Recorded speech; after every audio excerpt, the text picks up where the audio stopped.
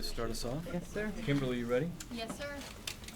All right, we'll call the meeting to order, and I'd like to ask one of you to volunteer for the salute Since to the I flag. blew it on the floor, I'll go lead the pledge.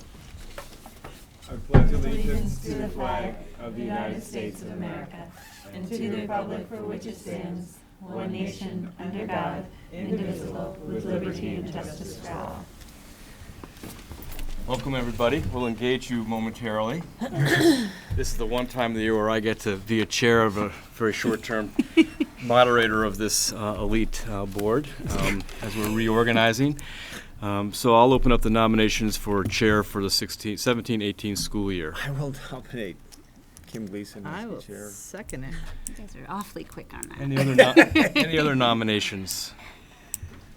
Hearing none, is a motion nomination for Kim Gleason to chair the ETSD board for the 17-18 school year. All in favor? Aye. Hi. All opposed? You have it. Thanks. Note that Kim Gleason voted boss. for herself. I did actually say yes. Can we take a pause and put Cashel on the board so she can vote too? Yes. Oh yeah, whoops. Oh, yeah. I'm voting. And I'm going to do my best. I would like a motion to appoint Cashel Weldon to our vacant seat. Make the motion that we appoint Cashel Weldon to fill the vacant seat for the ensuing school term for 17-18. I'll There's a second Thank you.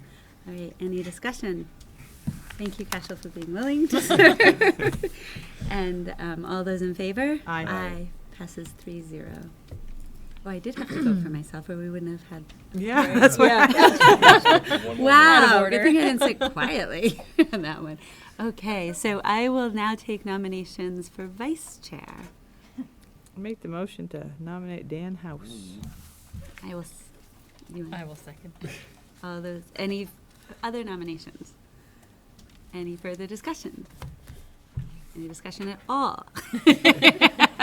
Are we good with Dan? No, not at all. All right. All those in favor? Aye. Aye. Passes 5-0. Thank you. I would like to note that Rachel voted for me, but not for you. So now it's 2, 3, 4. Oh, did you vote on that one? I think, well, no, I You're good with Dan? So, yeah. On the We're run. back to 5, I think, right? Yeah. We're back to 5. Okay. Nominee abstains, right? Okay. Well, I Oh. didn't abstain because we didn't have a quorum. Anyway, Okay. Okay. Details. I will take a nomination for clerk. So much for being official. You are just Like going to be one so more done month. with us by the time we're done. Like, they still don't know what they're doing. I make a motion to nominate Dawn Hill Fleury as clerk for the remainder of, or the coming school year. A second. and I'll second that one. Right quick, she did. I Are there did any it the best other last year. nominations? Here's your chance. That's okay. I said I would do it. Oh, thank you. All right, all those in favor? Aye. All those opposed? Passes 4-0 with one abstaining. Oh, there you go. Shut up. We got this. Third time's a charm. Oh, All right. No. Any board acknowledgements? We didn't have that there, but we normally do. One thing I need to do is add an agenda item after our students' presentation, an agenda item for an update on the program update for EMS. Probably about 10 or 15 minutes, and then we'll have a broader update around class sizes and personnel across all of our buildings, and that'll be on the June agenda. Okay, is that good to go? Okay. All right. Any board acknowledgements? Don, do you want to just tell us just quickly what we were talking about, the community event? On Saturday night, Voices of Education helped, I don't know Henry's last name, Wife. Henry Wythe with his capstone project, and he put on a potluck dinner at the rec center in the Junction, and it was a multicultural dinner, and there were almost 100 people that attended, and he did a wonderful job, and it was a wonderful experience to meet all these different cultures, and I didn't realize there were so many in Essex, to tell you the Yeah. truth, but did a nice job, and the Voices in Education Committee came together and helped them put it together, and it worked out really well. So it was a great way to get the word out about different education things that are happening. And it was one of the areas that we wanted to see that voices that aren't normally at the table come to the table. So it was a nice opportunity to sponsor Henry in doing that work, but align that with what his passion was and what he wanted to see happen, recognizing that our community is more diverse than we normally see at any of our tables like this.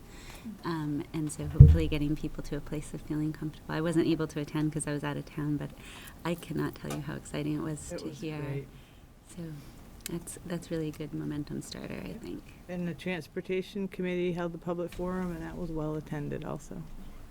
And I think the reviews on it were positive as well, in that I think people felt as though they left having understood more than they did when they came in, and I think had the opportunity to talk in tables. I had folks from Westford at my table, and I really enjoyed sort of hearing their perspective and their thoughts about what could be improved currently, but also how grateful they are for the expansion into the high school. So it was, I agree, Don, thank you for remembering that. Transportation will be a big topic. It has been historically for us. So imagine now when we're expanding it to the junction in some way, shape, or form. But yeah, thank you for that reminder. I know this weekend, and busy time of the year, but on the 13th is a Friendships 5K. And so if people would like to register, I can't remember the link off the top of my head because it comes to me in email, but if you go to, I think It's on the is it on our website website? too? Yeah. So, and there's registration fee, but you can register day of, come and support the program, which benefits a lot of our students, so. Yeah. Thank you so much, Rachel. And it's a run walk, nothing super competitive about it. Just go out and enjoy the morning. Hopefully it'll be nice weather, maybe a little better than the was Should it be at least sleet that we had 45. earlier today? So great. Catch some Little There's a League lot- games happening at the same time. Do a quick run before you sit at the Little Leagues, stay in the stands.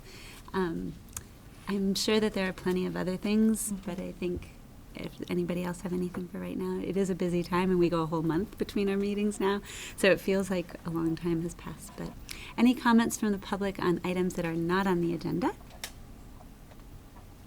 All right, hearing none. We are almost done with this boring stuff, you guys. So, I will take a motion on the consent agenda.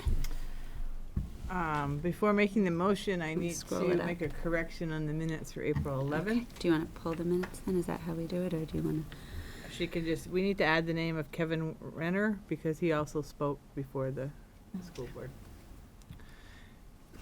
How do you spell that? WRENER? Thank you. to? Maybe two ends. Is I it think. two ends? Yeah. Sorry. Yeah, I think so. I make the motion that we accept the consent agenda to include the minutes of March 13th and the corrected copy of April 11th, 2017, the acceptance of general fund expenditure and revenue reports dated March 31st, April 30th, and approval of warrants dated from March 1st to March 31st. And if somebody wants to move this up so I can see if there's more. I don't know what I have in front of me. Kimberly's just doing it all over there. And approval of budget amendment resolution to amend the general fund budget, FYI budget amendment number 13. All right, do I have a second on that mouthful? I will second that without Thank you, saying it all sir. again. All right, all those in favor? Aye. Passes 5-0, thank you. I'm going to pass it to Mark, and we're always so excited when students come and join us, so thank you. I wonder if we can maybe shift, we can invite some of our guests up to the front row. While I make the proper introductions. Excuse me. So I'll be brief, and I've asked my colleague Ellen to tee this up, but we have several educators here tonight among us, Laura Pratt and Lisa Berry, and I'm not sure, Lindsay, you're part of this presentation this evening or not.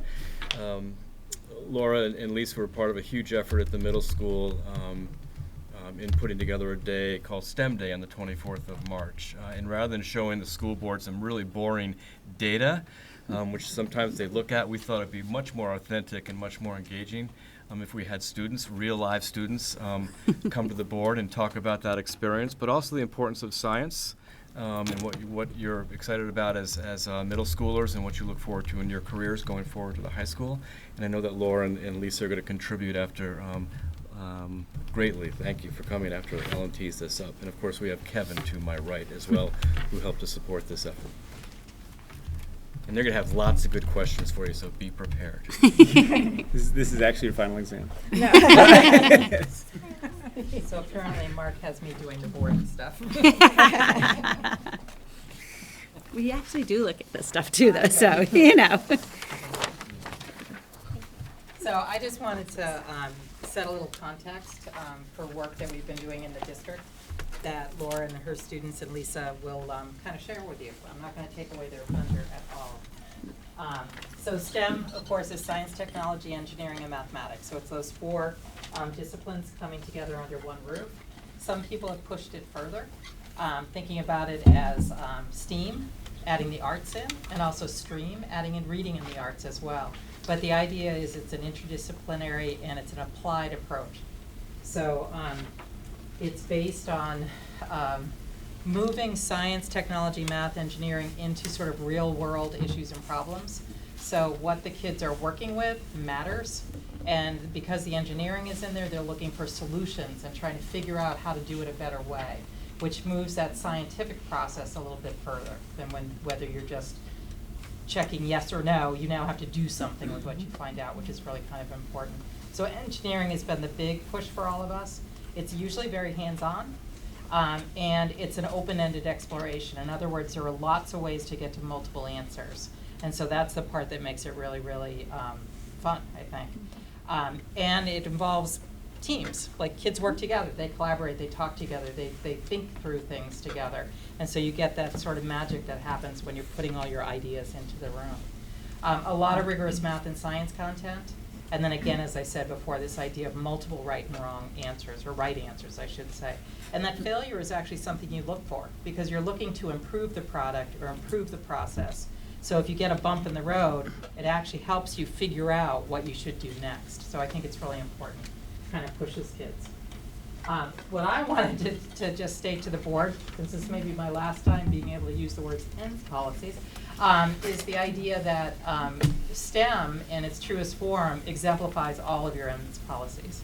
So your ends policies are wrapped up in sort of thematic work, but it's about leadership and lifelong learning, but it's also about being able to use technology when you need it, and being able to self-direct, figure out how to work in a group of kids as well. So I just think it's really important. So, and the only other thing I just wanted to mention is that we've really worked the last 2 years, sorry Laura, I'm right in front of you, but the last 2 or 3 years on sort of the STEM connections. Next Gen Science Standards pushed us into that. So this whole idea of the Next Gen Science units, right now currently we're fully implemented. We're still learning as we go, but all of the units are fully resourced so that teachers don't have to trade materials. They can work on a unit of study together and talk with each other. And engineering is a firm component of those unit studies. At EES, we have the students in DTE and build for them a STEM mobile cart, which is loaded with all sorts of cool stuff like paper towel rolls and stuff like that, so that they can make and build different things. And then one of the things that I've been pushing along the last quite a few years is the idea of coding. And so this early coding and using robotics is happening at EES. All of that is happening at FMS, except it's pushing out further. The old computer lab is being turned into a maker space, a STEM space, so that all their materials will have a home, but they also wanted a mobile cart as well. So DTE, Dan's students built 2 carts. All 3 schools have 2 or 3 sets of robots at this point that the kids are learning how to code and use.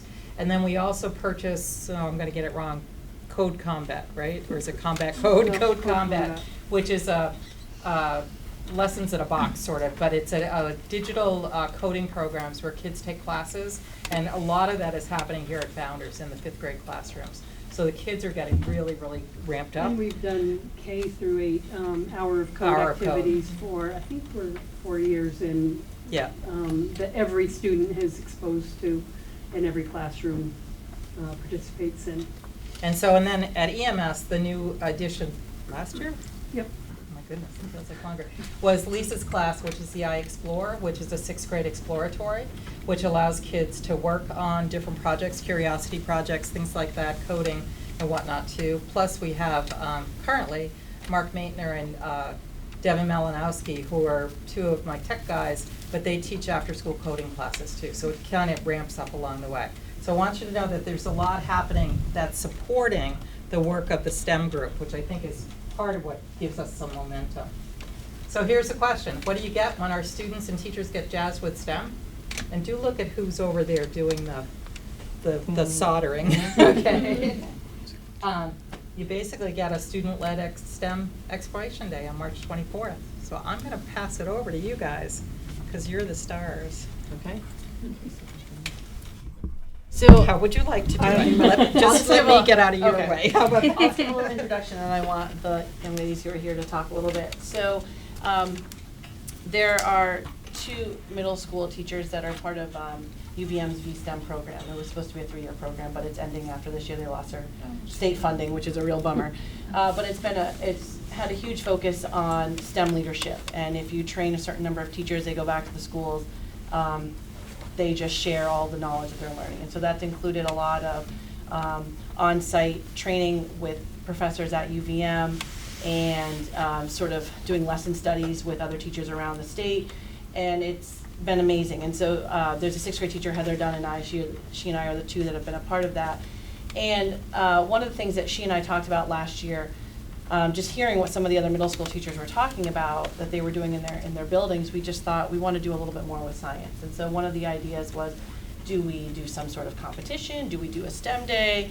What are sort of the wants, desires? What can we handle planning? And so when we looked at some of the half days that we had available to us, when we were planning during our PLC time in November and December, the idea of possibly doing a STEM exploration morning came to us, and what came out of that, there were 26 activities, all led by the faculty and students that were part of the STEM planning. We decided that each team could sort of nominate up to 3 students to be a part of the planning and the facilitating of these activities. And we then were able to allow kids to choose 2 different sessions. I'll let the ladies here speak a little bit, and then we can talk more about some of the sessions. But do you girls want to talk about some, like, your role during that time? I think probably our biggest role is just coming up with the activities that we're gonna entice kids to participate and get excited about science, and kind of give them a way to problem solve or have fun just in a day with science. And also eliminating the ones that would make them not like science or There were a few on the list. And then the day of, what, especially for both of you, what were your roles that day? I was in the microscope exploration room. So basically in there I was showing the kids how to use the microscopes and how to make their own slides using flowers and leaves and plants.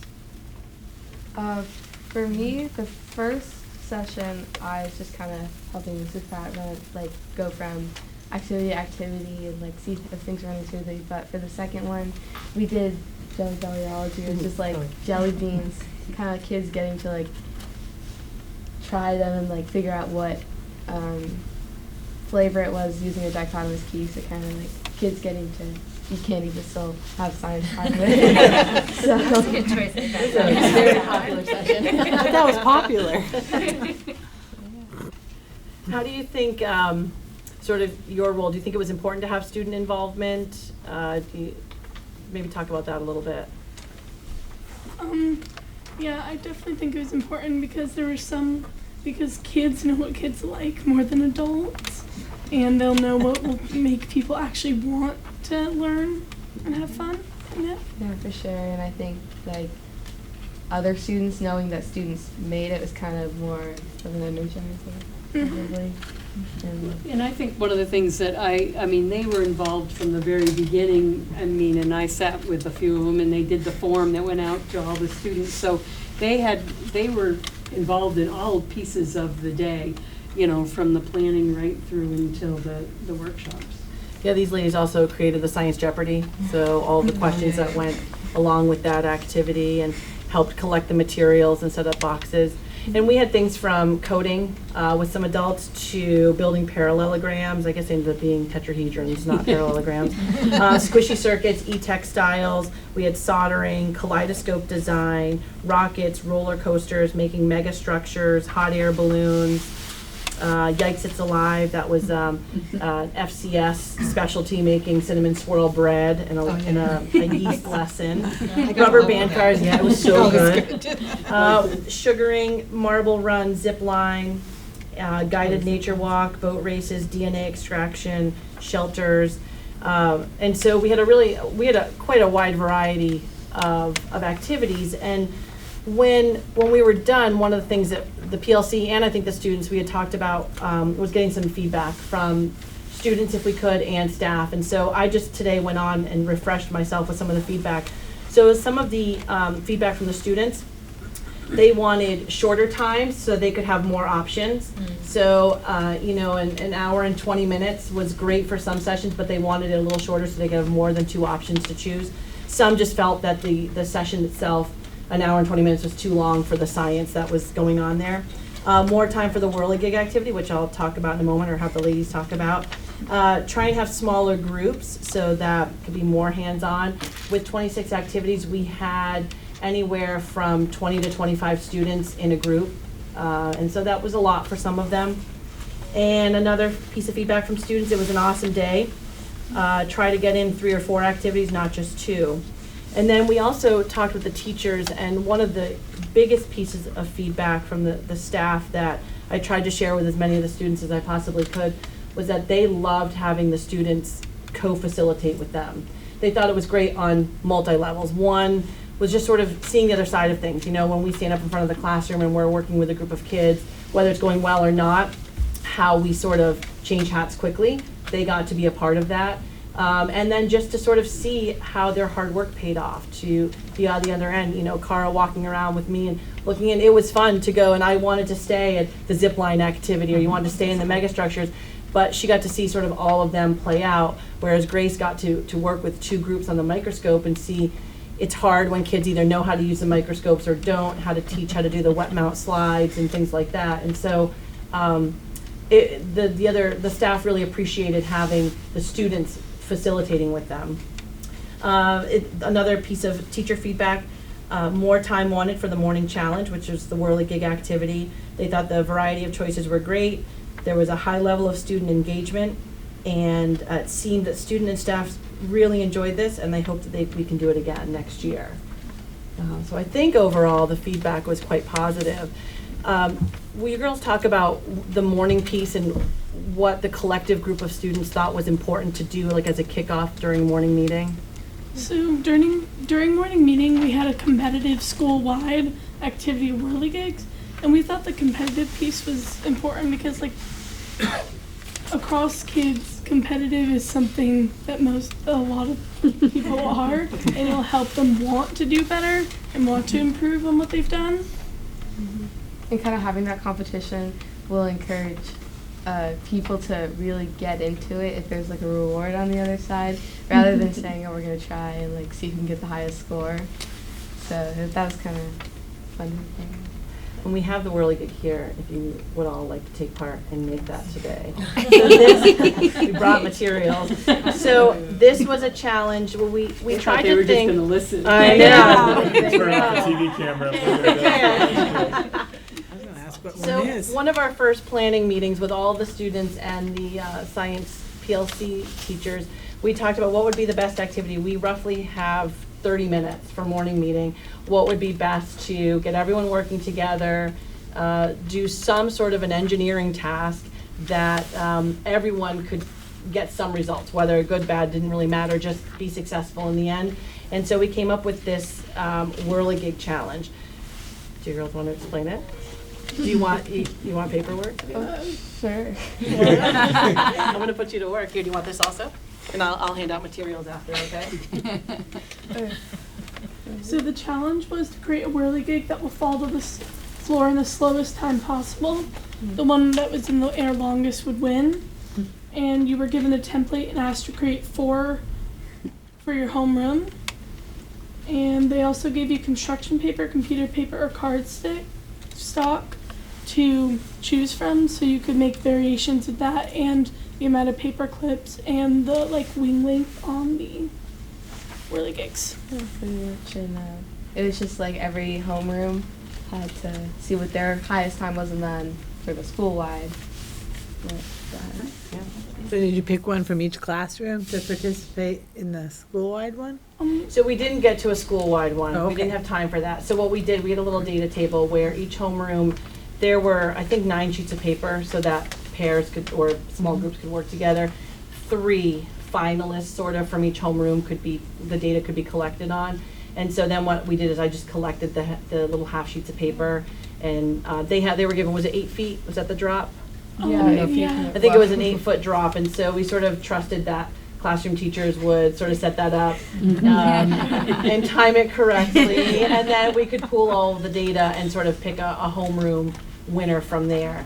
That was a piece of feedback, though, from students both in the planning and on the Google form that we gave out, was asking to do, could we have top homerooms go and do a school-wide drop?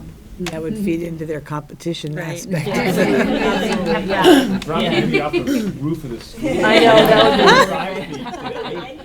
be. I know, that would be cool too, I know, do something like that. We always need more time though, I don't think we could do it in the 3 hours. So what we have here, we have some different materials, and I have paper clips, and there's actually this sheet here if you want to read a little bit more about whirligigs. And we can spend just a few minutes if you want to trace a couple. I brought some pencils and scissors. I went to my team.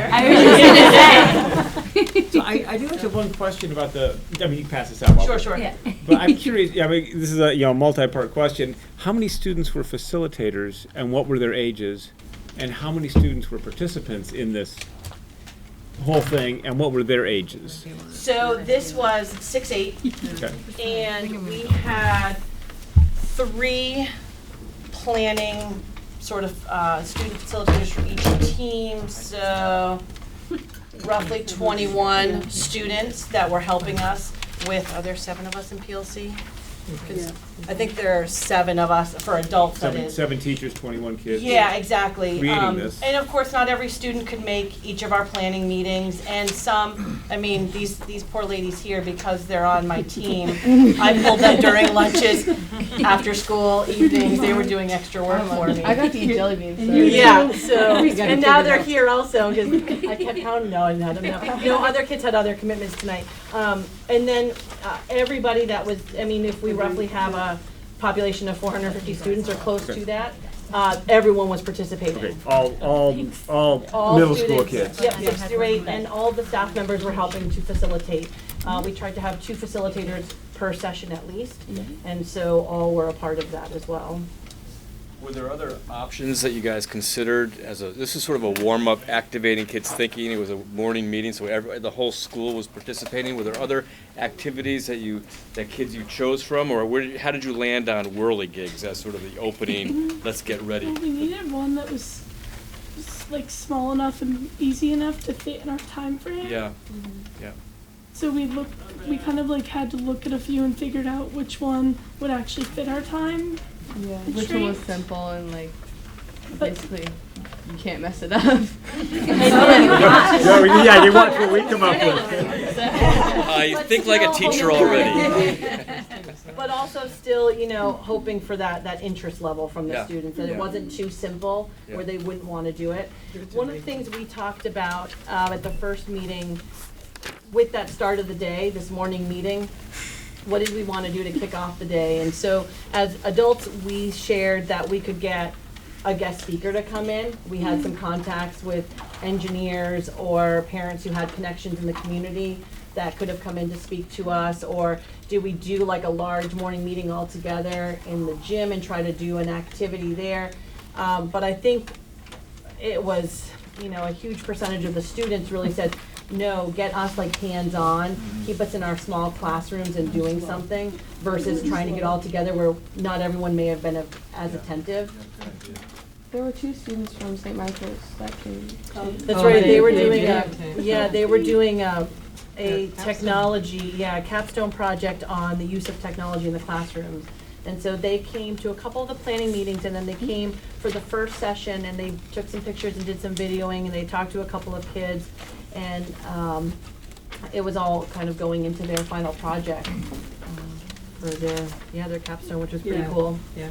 Question, can you change the template, or do you have to use the You template can change exactly? the template, the link. Odyssey thinking.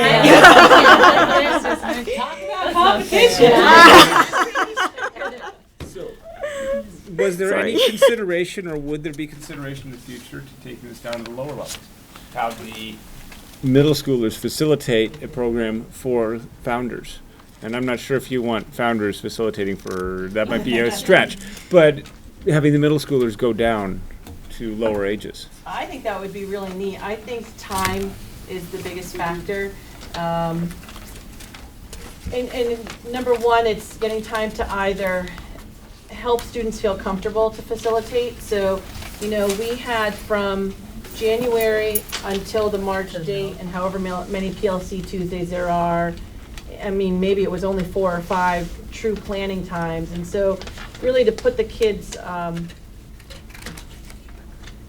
sort of in line to do the true facilitating, it would just be making sure that they felt comfortable to run activities. But I think that would be really neat to do with younger kids. Even to partner up and have somehow the same day activities happening in both spaces where you can have kids working together. Right. That might be just easier to plan calendar-wise versus taking some students away to do it here and then holding it again there, or something like that. Yeah. How are they doing? Are you monitoring carefully? I know. The true test will be the timed, I want to see you set up the 8-foot drop. That's what I was just wondering here. No, I didn't bring them either, so. Well, we can just set up a point on I the brought the wall. scissors. A set point on the wall, so it's a drop. Yeah. Direction. You guys, I didn't read up either. Cash was gonna tutor me. Yeah. True. That's probably funny. You can do test drops too, and you can trim the wings. Yeah, that could be helpful. Are we like? Hold up, hold I back. assume that's that way. Yeah. We also had. That's not good.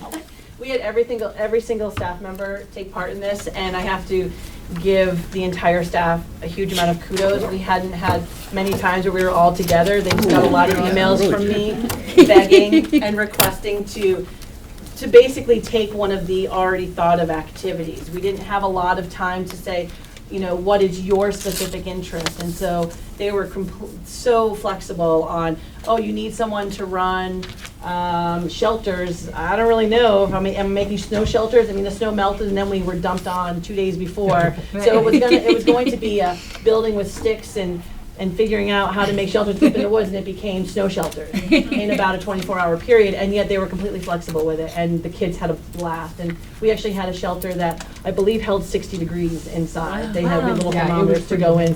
Yeah, it was pretty cool. But then in the same respect, like Heather Lockwood, who teaches French, I was, as PLC members, we went around and spoke to small groups to see what they would sign up for, and she said, can I add an activity? And she did a replica of the Eiffel Tower. So, which was fit right in with her discipline, and the kids had a great time building these out of, recyclable products that we had. So, there was some, some teachers that did take it on and come up with their own topics. That looks like That's an 8-foot drop. paper clips there. You have paperclip on it. I'm good at the 8 foot. I'm not so good at the actual drop. Rachel, if you stood on his shoulder. I might get there. So you young ladies, are you in 8th grade this year? Yeah. So you've been here for up to maybe 10 years. I don't know if you started preschool here, but so you've been in Essex for some time. Yeah. Have you seen a change or a shift in the way, in what we're teaching in science and how it's being taught as you've progressed through the grades? Because you always do this cool stuff. I think there's definitely been a shift. I think Yeah. because when we were here, there wasn't so much of a science block. Yeah.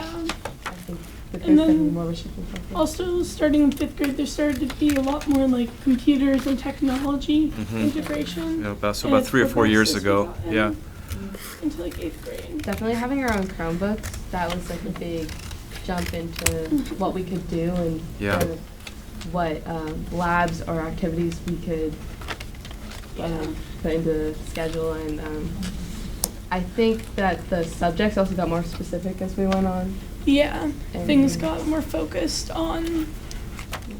and more like set into what our high school course is going to look like. Are you inspired? What do you think about when you go to high school next year in the sciences? I definitely think that science is like the way you're gonna problem solve, like a lot of the issues you see like in current events and stuff like that. So it's definitely like the way of the future kind of. Yeah. Yeah. And a good job, like career path. Yeah, because there's a lot of things that come off of science and technology and engineering and a mix of them and math. Oh yeah, the courses kind of like integrate more. You see math going into science and even like math kind of relating to English or language arts, where that Yeah. wasn't really Yeah.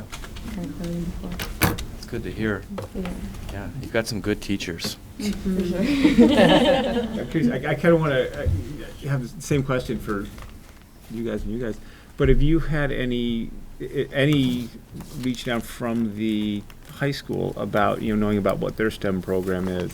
Has that started to flow from, next year we're all going to be one district, and so hopefully that will flow more. And I'm just curious is there been any talk about how to continue the flow from, obviously we talk lots about K through 8, and also we get to talk about K through 12. I'm just curious if that's been on the professional side talked about. Do you guys even know there's a STEM Academy up there? Yeah. It's, Yeah, we do. I've Yeah. been on the website. yeah. Well, these ladies get to go, we go next Tuesday to spend some time at the high school, and I'm hoping they'll talk more about some of the programs that the freshmen and upperclassmen have that offer to them. But I think that's been talked about at the science committee and the PLC level quite a bit. It's one of the exciting parts of the merger is more talk K-12 versus, myself teaching 7th and 8th grade, I love having the talk K-8, but I'm excited to talk more about where my students go versus where they've come from solely. And I've been meeting with the academy leaders and Rob Reardon over the last several months. And so there has been a lot of talk. The STEM Academy is actually blooming. It's getting bigger and bigger and bigger. They've added a global citizenship academy. That's probably not the right name for it, global leadership maybe. And then they also have the Visual Arts Academy. So they've added a 3rd academy now too. Each one is sort of in a different state of growth. And the STEM Academy by far is the largest at this point. One of the things And that- I talked to Lee about coming down and talking with the kids here, or having some of her student projects be presented too, because they do like a capstone project too. I like to think of it in terms of not so much getting ready for high school, and what do we need to get ready for 9th grade, but them getting ready for you. Yeah. And your voice and your leadership and your interest in working with your teachers, that's what's really powerful about this, and that what you have to offer tonight, and what I know hope you can carry into your freshman year is what high school needs to hear more of. And they're ready for that, for sure. Yeah. I think we've been giving a lot of opportunities. Like, it was giving us the option to double up and take biology next year. Myself, I applied for GLP, Global Leadership, and I got in. Good for you. Yeah. Right. I also think, just that aspect of taking on a leadership role, even at the middle school level. Sometimes it's hard to find those opportunities. And it's funny getting ready for tonight, asking some of the PLC teachers just to check in with the students that helped to prepare this day, if they were able to come tonight to speak to you all. And kids had other things going on, but one of the 7th grade teachers said, well, just so you know, as I was asking so-and-so, 2 other kids said they are helping plan next year. Like they really want to be a part of that. And I think that's huge to have kids asking to work with their science teachers to put on something for their fellow classmates. That's Yeah. really neat to hear, and it's exciting to know that other kids saw that as an opportunity for themselves for next year and hopefully the year after. Yeah, that's great. Thank you guys so much. Any other Right. Rachel's Lit? Good job. Oh, we finally got the directions. It's gonna be better now. Here, Rachel, this is for your scissors. Oh, thank you. Okay, so do we have Dan? Dan I, could be I, you know, the dropper. we do have to have the dropper. Okay, and all right, I'll drop. He is by far I really the was not tallest gonna- dropper. You want time, Grace? You need something really cool. Hers is here. different, yeah. Wait, Grace just a will minute, time. Grace is gonna tell you. Yeah, Ah, it doesn't nice. mean it's better, but it's Okay, here's I'm Rachel's different. ready. Only a little competitive over there. Just a little, just a little. All right, ready. Set, go. Oh, no. Aw. Well, I'm not sure mine's gonna be Is better. someone gonna record? Oh, yes, I'll write that Sure. down. God. Who's our clerk? Got it. 1.39. Okay. Got it? Ready, This is Dan. set, go. Oh, that was, Yay, nice. 1.70. that was so pretty. Come on. Mine's got nothing going on in it. We're going for it. Mrs. Holman's homeroom. That's okay. Homeroom one, right? No Yeah. wagering. Ready, set, go. Oh, I kind of messed that one up. Perfect. It still hasn't touched the floor. There you go. Ready, set, go. Oh, a little flip. 1.52. Style All point. right, one more, one more. It's style points. I'll take them. Style points. Ready, set, go. Oh. Oh, nice. That's them at the end. Oh, she got me. You get the jelly beans. What do I win? I never my prizes. Thank you for the exercise, though. That was so Some fun. chocolate from earlier. Got some recycling. Oh my gosh, we can clean up our mess. Oh, here.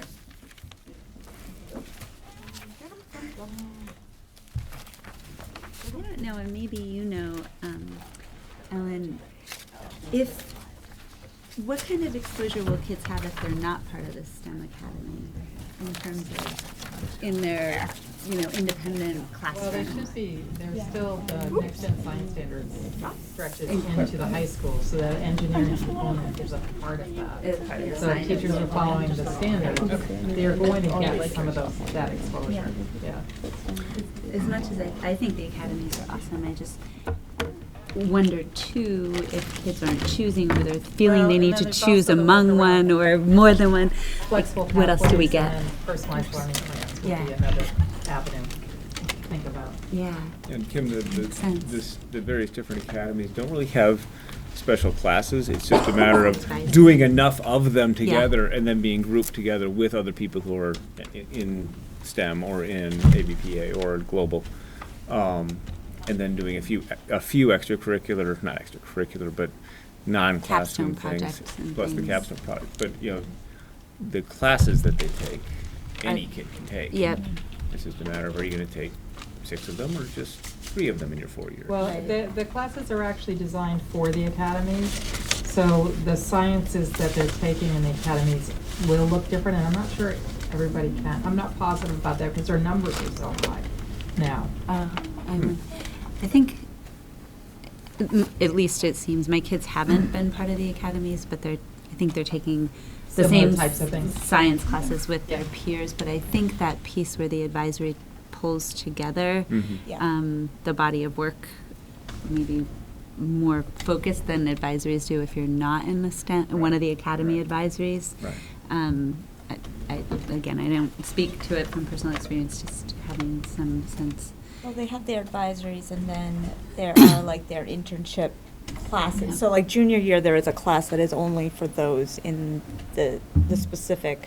But like, for example, classes like solving world problems is based toward the capstone project, but it is open They or has fill been it with other open. kids, Yeah. So I think there's That probably a makes sense. mix, and it might be what they're still Enrollment trying to numbers figure are. out how to allow as many students as possible to take advantage of these, even if they Mhm. aren't. Because I know that kids that have not necessarily applied, but after the fact have said, oh, I'd like to do it, it's been too full to accept them host, so. And you can do more than one of the academies.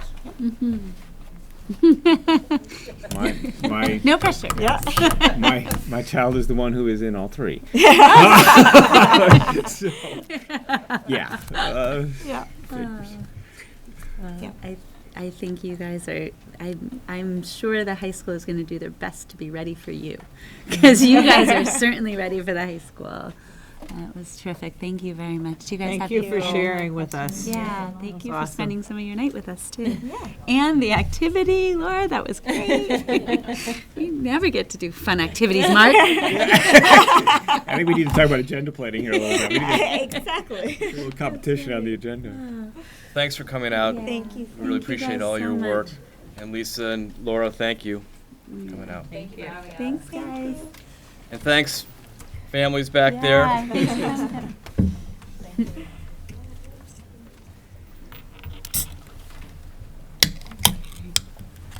Now, I think we had our add to the agenda, Yeah. right? All right. I'm Sure. going to hand it to Mark. We added to the agenda at the beginning of the night. I don't know if you were here yet. Yeah, I was here. Okay, you were Yep, here. I did Okay, make it to just that. an overview of the program. So we shift had at the intentions of middle bringing this forward on June 12th, but it seemed more appropriate to do it tonight because June 12th is our last meeting, and invited Kevin to be here. On the 11th of April, those who attended the meeting which was kind of one of those kind of a Weird funny board meetings meetings. because we tried to fit 3 things into one evening, but we managed even without Kim's chairpersonship. My vice provide- chairpersonship did a Provide an great job. opportunity for Kevin as the building leader to talk about the change that he's made for school year 17-18 in terms of the reconfiguration of the teaming structure at EMS. And so we wanted to do that in a public session and invite public feedback if there is any, after Kevin spends a few minutes talking about the main reasons why it was a decision that he felt he needed to make. So Kevin, you want to Sure. pass it over? So as I mentioned back in April, this current year and into next year, we are overstaffed by one classroom teacher.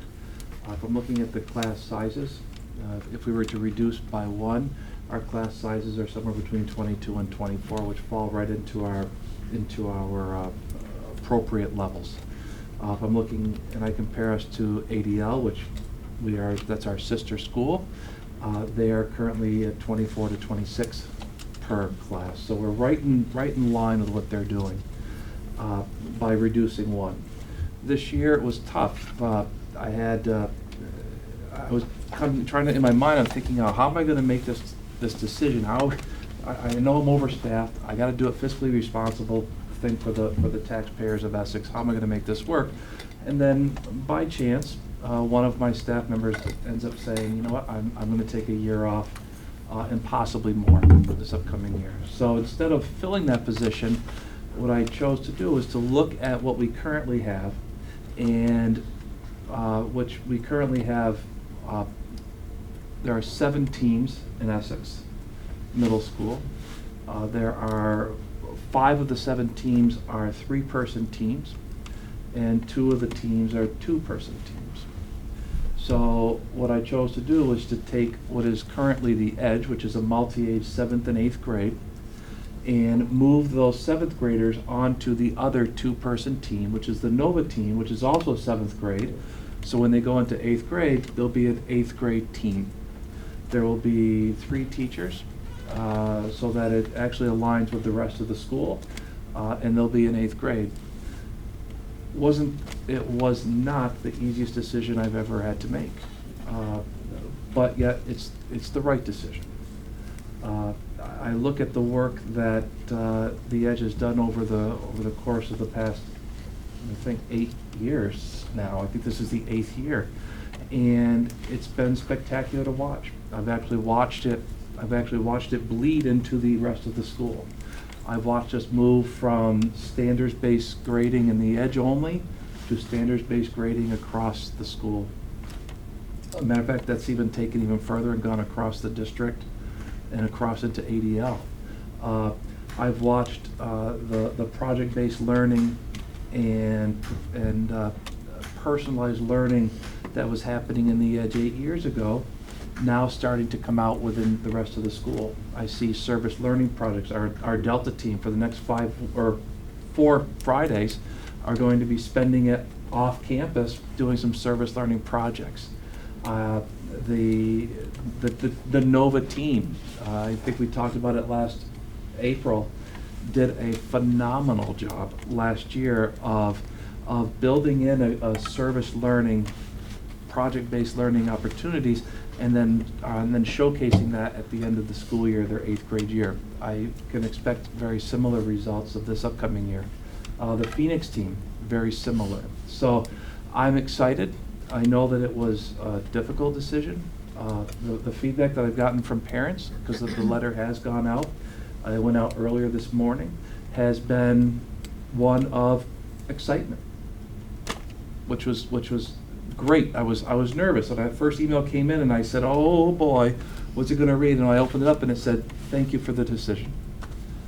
There was a question on one about how is the negotiated curriculum going to be able to continue that's in the EDGE, and the answer to that is we have a frameworks of curriculum. We have a frameworks that the students and that the teachers follow to get all kids there, and I can expect that that's going to continue.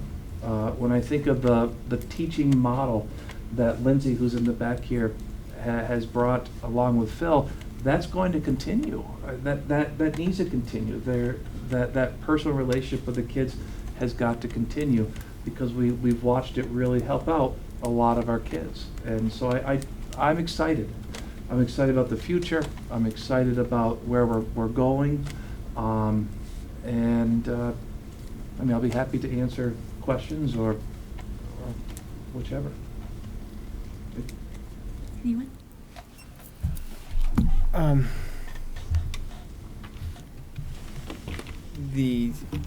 Obviously, most of you know I've been very involved in the EDGE for, I think, 6 of its 8 years of existence.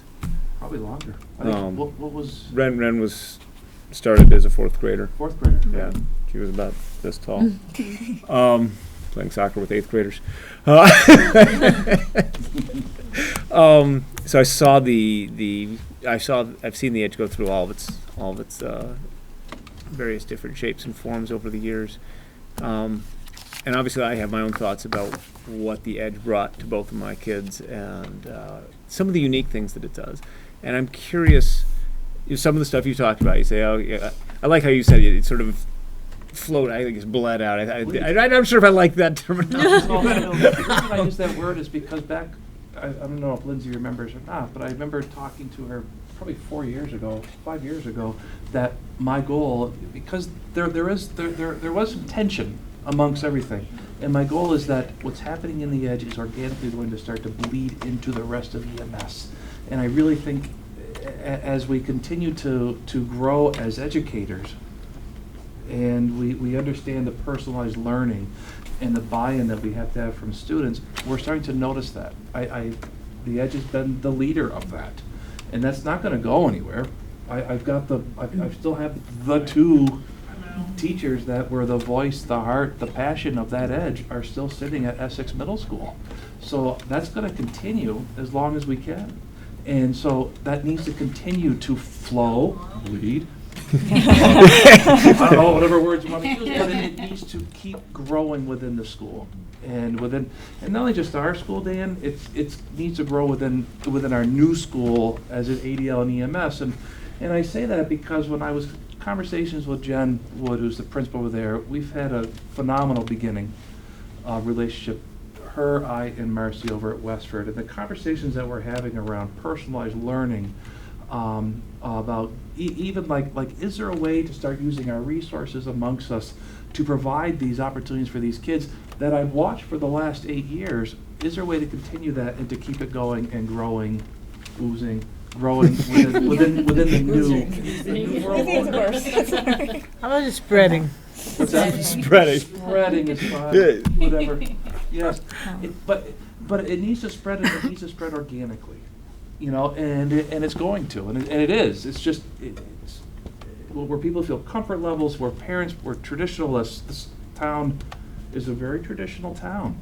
And so as we move forward, we're doing it in a nice organic way that I wrote in a letter today, I think the future is bright, or something like that is the last paragraph, and it is. I mean, it is. We have a phenomenal set of educators. This team, you got Phil, you've got Lindsay, you've got John Sennett, you've got Ben Ellsworth, who is a dynamite special educator, working together to meet the needs of these kids. I mean, it is a pretty powerful team. Powerful team. You say it was a difficult decision. Difficult. Why? It's difficult because of the adults. I think about these adults as if they're my own kids, these teachers, and I want to do what's right for the students. I also want to do what's right for adults. And I know that the edge means a lot, means everything to Lindsay in particular. And I want to do what's right for all. And this was a hard decision because of that. I know it's the right decision overall for kids. I feel it is very difficult I know it is. I know it's difficult for Lindsay. And I don't want to talk too much, but that's where I'm at. So that's the difficult part. The easier part is that it's the right decision for kids. The harder part was that it was difficult for the adults.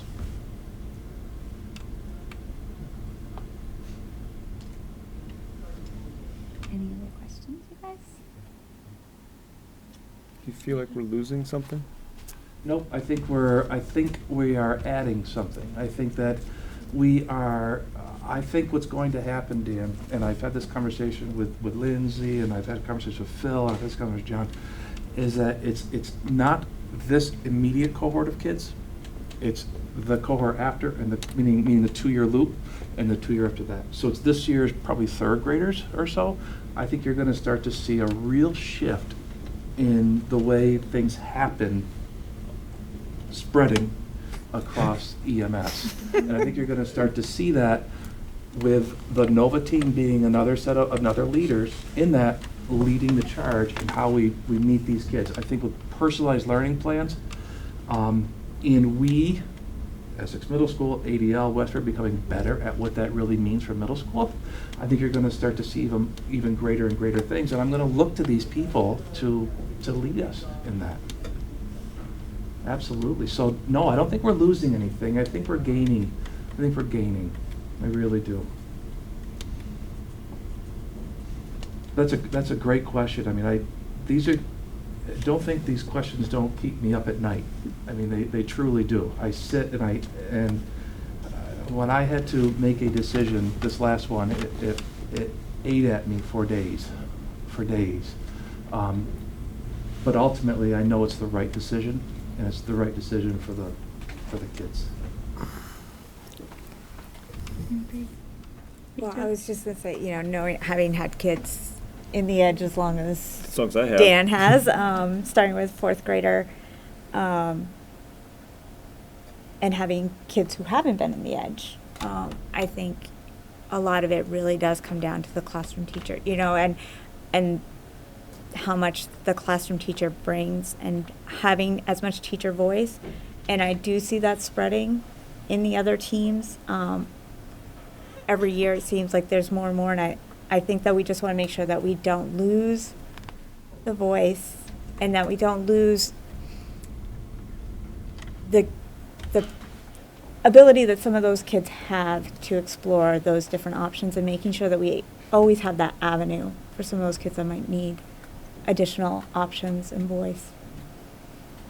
So, but I truly think it comes down to the teachers. So regardless of the name of the team, I think the teachers make the greatest impact.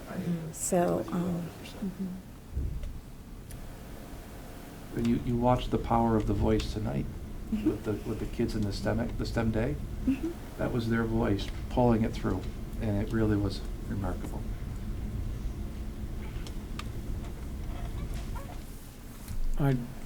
like to, and I don't know if this is, you tell me if this is appropriate or not, continue asking questions. As has been acknowledged, arguably the single person who's going to be affected by this the most is Lindsay. Obviously Phil as well, but Lindsay's been at it since literally day one, day zero. I think one more year. I would, It's more than 1 year. yeah, I mean, it's, you've been doing it forever. From March through September, that Yeah. Ellen knows. Yeah, I mean, Ellen's been that's through true. it. Ellen's Yeah, been at it Ellen's since the been there beginning too. too. Would it, Was would working it, 2 classrooms at the time, yeah. would it be fair to, I think give Lindsay a chance, I would love to ask you how you see taking the ideas of the Edge and the things you've built for 9 years and the things you've found that work and the things that the outside community has said, wow, this is really cool. We want to learn more about this, the groups that have come in and learned from the Edge. How do you see continuing that in a slightly different format? Because now you're going to be in a, you won't be in the multi-age situation. And what do you need to keep that kind of shining light of that the outside world sees going? What is that a fair question to ask? Yeah, I mean, I would, I have a few things that I would say. Number one is I would, when Ellen introduced her presentation for STEM Day, and she emphasized that the STEM Day incorporated all the ENDS policies, the Edge Academy has incorporated all the ENDS policies since day before one. It was before the ENDS policies even existed. So, yeah, it's hard for me because I'm gonna be fine. I'm still who I am, and that's the kids asked that a lot today. They were really concerned about that. And I'm the teacher that I am no matter whether I'm on the Edge team or Team X, so I'm okay. What hurts my heart is that the Edge, as I shared with you last time, has become a model for the state of Vermont. The Agency of Education recognizes it as a true example of personalization, flexible pathways, and proficiency-based learning. We've been a model for people from all over the state and the world who come to observe. I mean, Kevin can tell you the number of people that come through our doors just to see. And I'm not saying it's perfect or it's been something that's been a model. And it shows people the possibilities of what can be. That we've been doing things the way we've been doing things for over 100 years. It needs to change. And yes, it was disruptive like I shared last time. But sometimes disruption needs to happen in order for things to be shooken up. And I'm concerned about I am concerned. I have concerns because yes, it can happen organically. There are pieces that are happening organically. I think now that Phil and I have strong relationships with our colleagues, it was hard in the beginning because we were so isolated and that really, we were really isolated from our colleagues. And now that we have those relationships and they're really strong, I think we are able to collaborate with them around the student voice piece and project-based and integration. I think that we're losing something really big because I think that's all. It's going to be a question from people across the state about why this is happening. If we have, there's many middle schools that have completely changed the negotiated curriculum, project-based learning, and the personalization based on the models that we started. So I think that's a big question mark. It is organic. I agree with Kevin in that sense that things will change as you collaborate and learn from one another. But it also requires a really clear vision and requires the teachers to know how to do these things. Like, we can't expect that the teachers at our school know how to do authentic project-based learning, personalization, proficiency-based learning, all of those pieces. You can't just say, do it, organically spread. It has to be something that you understand, you can practice, and you can integrate. And you know that you can confidently, create those relationships with kids so that you can, whatever, when kids have said to us, this is what we want, so many times in their life they've been told they can't do this, and we have given them the opportunity to do these things. I look around at our school community and I say, this is the work of the Edge students. And yes, now it's moving into other teams, but the garden and the solar panels and the sugaring operation and the use of our extensive campus and really exploring that and connecting with community partners. If I was a parent, maybe this is because I'm in my warped mind, I would want my child to have that experience, to have a real world relevant experience. I'd want arts integration. When we talk about STEAM, I mean, we've been doing that for 8 years. We never put we don't put, Phil will always laugh because he gets really annoyed with the STEM and STEAM names, but that's what we've been doing for 8 years. We don't need to use the jargon and put a name on it. It's just the practice that we have. And I shared that last time. I shared the letters from people that have been impacted. The decision's been made. I'm not asking for any, I'm not asking for anything. Phil's not asking for anything. I just would ask that you all recognize that maybe the Essex Town School District community hasn't accepted the EDGE, and our kids have gone through a lot. They've been ostracized and stigmatized for 8 years. We've had to fight that battle every year. When we talk about equity, our kids have not had equitable, experiences. They haven't had access to all the other things because of our multi-age structure and our scheduling, situation. So we just worked within the confines of what we had, and we just let it grow and continue to work with whatever it was that we were given. So I just would ask that that's recognized, that, the work of these kids is incredible. And I feel like, we've had their back for 8 years, and they have gone on to do incredible things. And, and that's not because of Phil or myself, that's because they have been able to use their voice and really explore things in a way that is unique and different. And that's my piece. Thank you, Lindsay. I think not having had the opportunity to have kids in that program, I'm enthusiastic to hear, obviously, your passion and your voice. And I know I, as a board person, sort of followed you around in the beginning when we were doing the AOE stuff and saying, let's get out there and try this, and asking the AOE for exceptions to allow for the space for it to be really different, with Ellen as well, and Jim Fitzpatrick.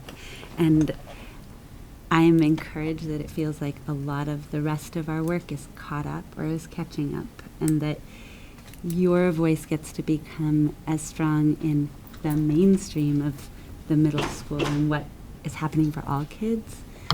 I feel really grateful for that. So I'm encouraged about that. And I think, as appropriately has been and is the case with the EDGE or any program, as we look at what happens in a unified district, pre-K-12,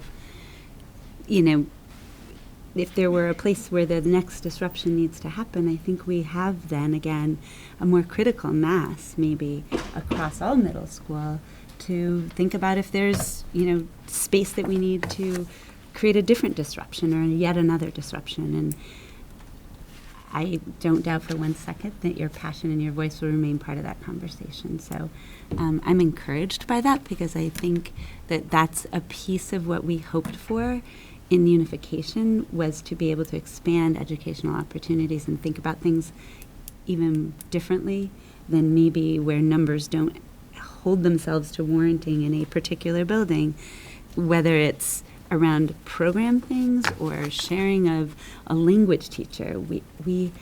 This is the part, not so much the deciding which system or phone system we're gonna take. That was not what excited me to want to continue to do the board work, to be honest. I'm really excited for what comes in the year or 2 or 3 that are ahead of us, that gets to, maybe do an equity inventory, if you will. I don't mean for that to sound as like check a list as it sounds, but what are we doing already?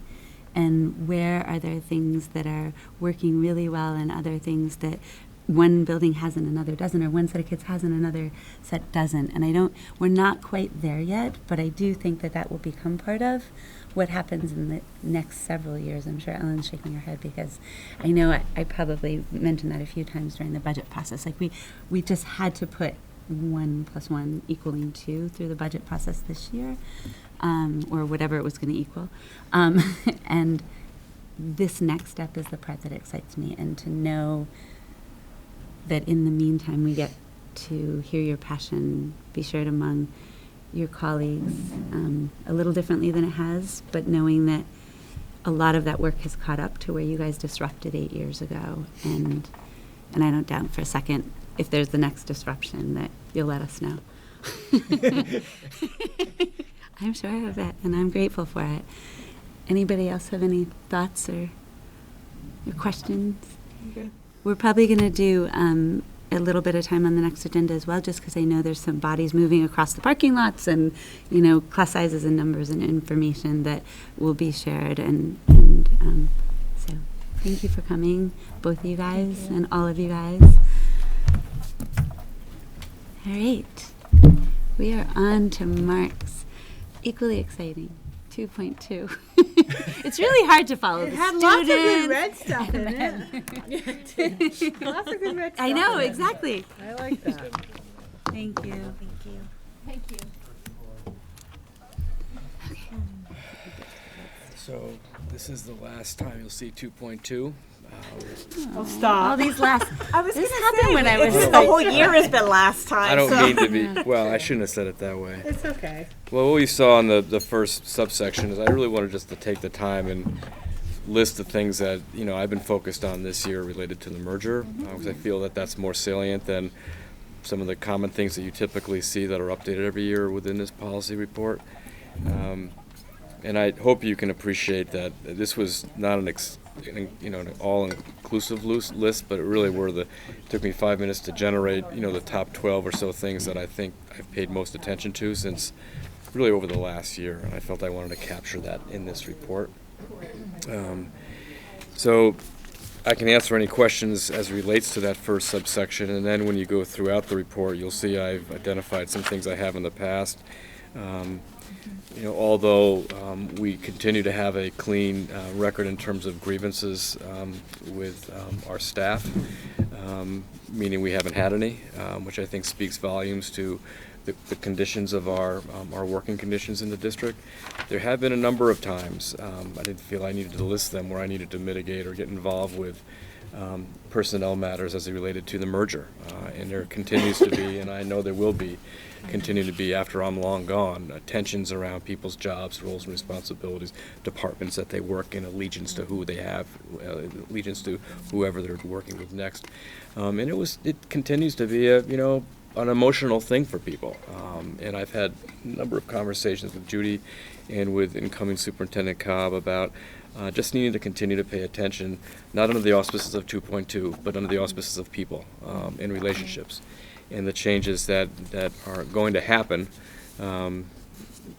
as a normal way of doing business, but also based on the merger. And I felt that I wanted to highlight that for you in the report. And then the last section, you'll see on the last page, is I've put a fair amount of time into the safety and security of our building and grounds, starting out end of last summer and sending the leadership team. And I attended it as well, and then they followed up with another session down in Norwich around some of the new thinking about crisis planning.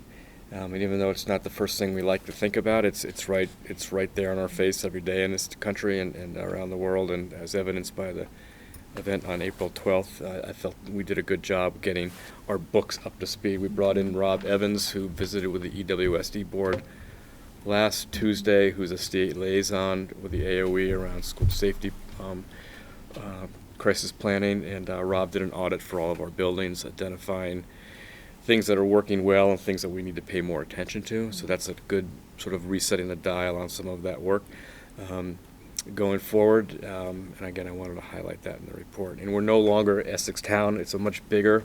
We have now 12 buildings, 10 schoolhouses and 10 school buildings, 2 in central offices. So there's a fair amount of work that has to go into, I think, at the district level on making sure that body of work is well coordinated. And right now it's not at the EWSD level. So we're going to have to, I think, again, one more thing to put on Beth's list of to-dos is to look at the good work both organizations have put into the work, and now think about how do we do that at a much larger level. So those 3 pieces I felt I wanted to highlight in 2.2 this time out. What role do you play, if any, and I half expect you to say none, in the negotiation process, presenting anything for, here's what we've done, Judy, what have you guys done for the negotiating board for next year, so that the teachers, again, both here as well as I'm sure over there, feeling similar anxiety. Are you in a role currently to sort of provide assistance to that negotiating team?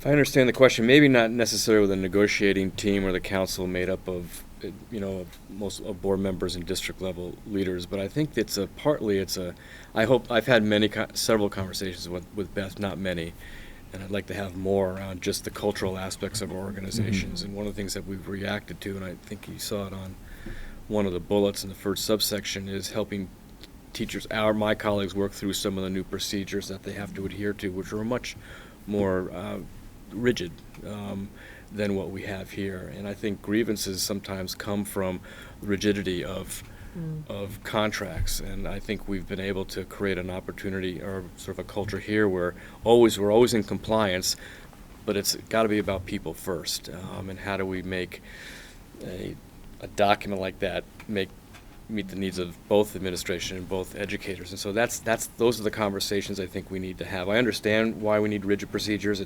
We just did a mammoth thing, putting out contracts to everybody, and there's got to be, this is the way we do it. But I think over time, I hope we can just, before we say it's rule number 5, let's hear about sort of what the teacher or what the support staff is looking for before we make that decision. I don't know if that's helpful. Yeah, I think you're on that I wish there was a way for me to say, do it this way, but I can't, Right. But we have a culture. You We are do. the head of that culture. Yeah. And I model it every day. And as and to be able to share that with the other administration, the new administration. Yeah. And of course, like I say, Judy's they have a culture. She's the head of that. Yeah. She needs to share their Yeah. piece. And I'm hoping that the two of you have, even though you're about to ride off into the sunset, Yeah.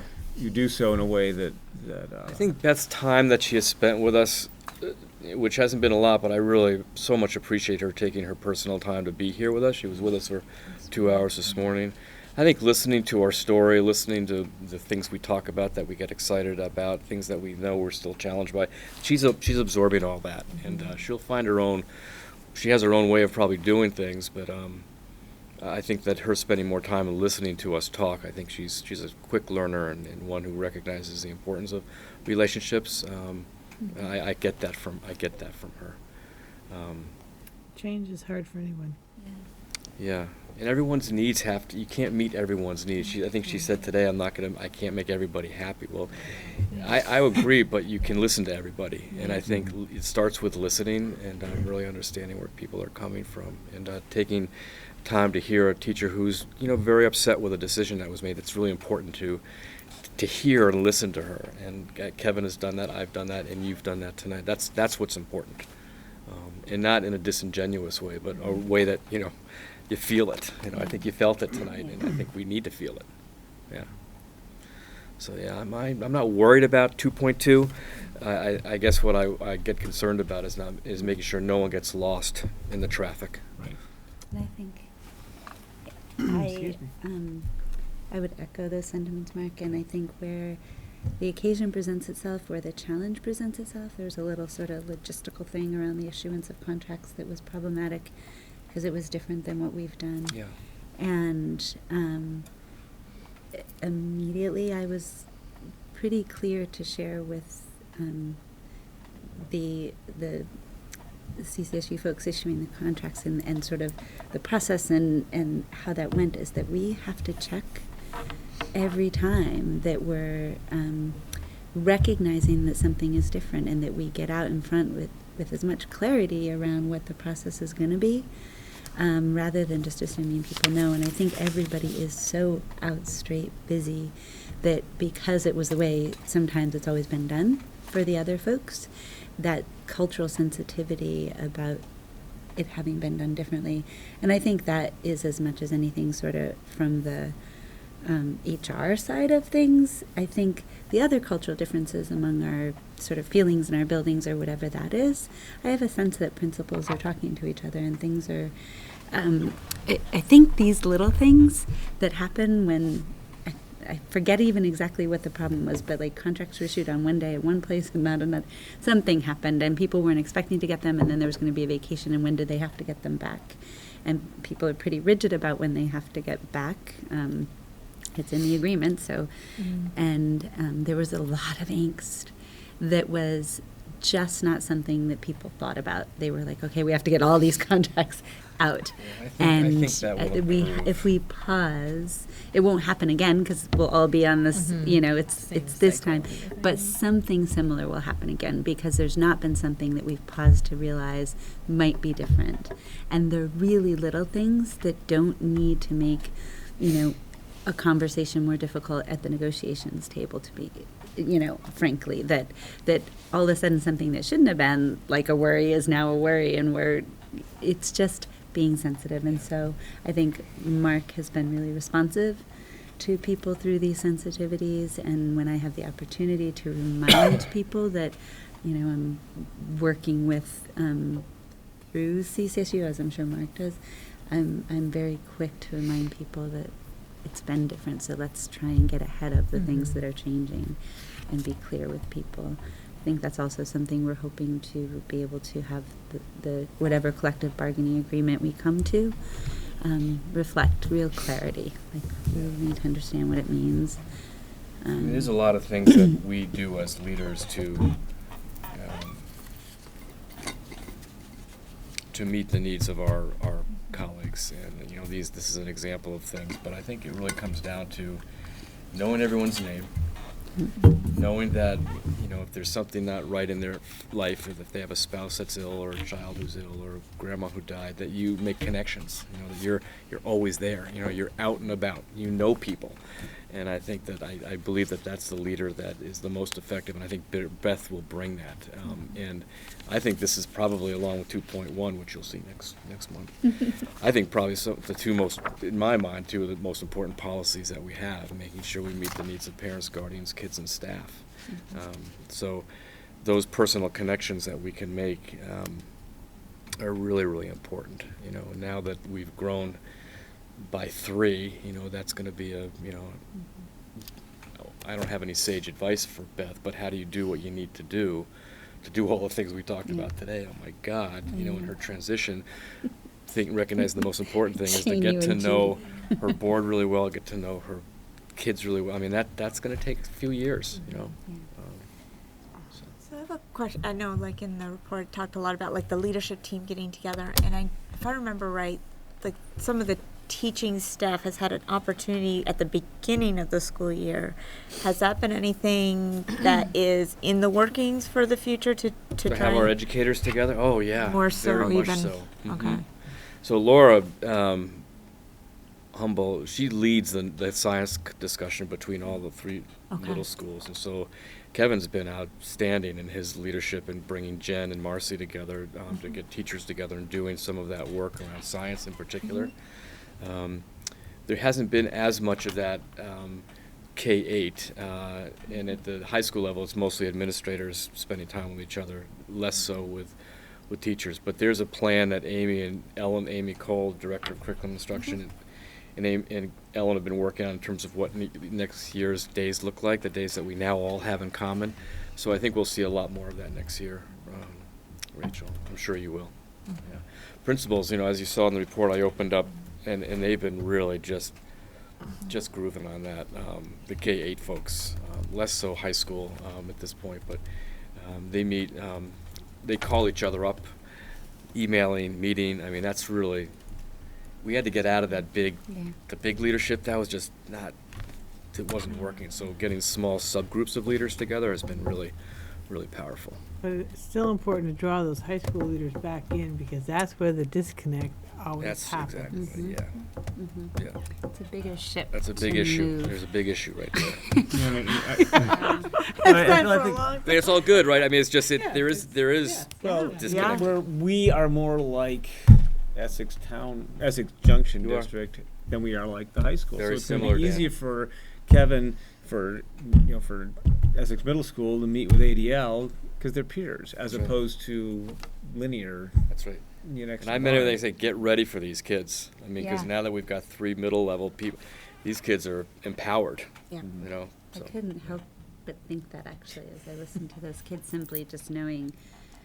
I was excited to hear they were going to double up in science, just because earth science hasn't always been all that dynamic as the freshman year, so they come out of these really dynamic science programs, which has been something that at least my 4 kids really experienced powerfully in the middle school. Was their science program has been amazing, all of them, and then those of mine who didn't know, the older ones didn't know to double up, did eventually double up, but they that first year they're like, wait.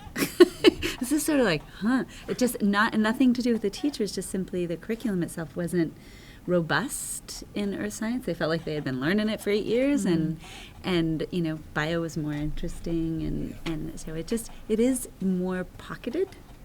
I think it's more traditional. It's a traditional. And you've space. seen in previous reports, the way we've structured PLCs, that teachers' voice is really important, and the teachers that were here tonight have been active leaders in this work, and ADL has been really, well, a number of people have been impressed with the way we structured ourselves here, and it's not about Kevin, Peter, and Wendy. Sure, they play a huge leadership role, but it's the teachers like we had in our audience tonight who are going to move this down the hill, or up the road. So I think when we think about 2.2, it really is, as we've mentioned, you've seen before in these reports, making sure teachers know they have a really important voice during this merger process and beyond.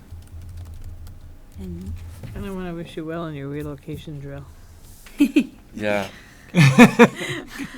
Yeah, EES will be the one that Peter's done a fabulous job. We're ready to go. Yeah, we're closing down roads in Essex. Wow. Alder Lane, 128. We're ready. I know. Out there. She's like, I'm not driving past there. He didn't Yeah, tell you, it's- he just said May. So Yeah. 25th of Thursday, starting at 9. We've got all sorts of cops. So we've got fire trucks. We're putting on gosh. the roads. We got. So, We're all so going when to we St. get the Pius. texts or emails wondering what's going on. Oh, you bring Yeah, it no, already? yeah. Yeah. Okay. We're going to Will St. you- Pius. Will you do a note to families Oh, so they yeah, realize yeah, that it's a Oh, yeah. drill? I think it was already in the calendar. Oh, for probably. It was. Essex No, there'll be Elementary. more Oh, information okay. coming. It'll be fun to watch 500 people. You relocate. Most of Fun. the people.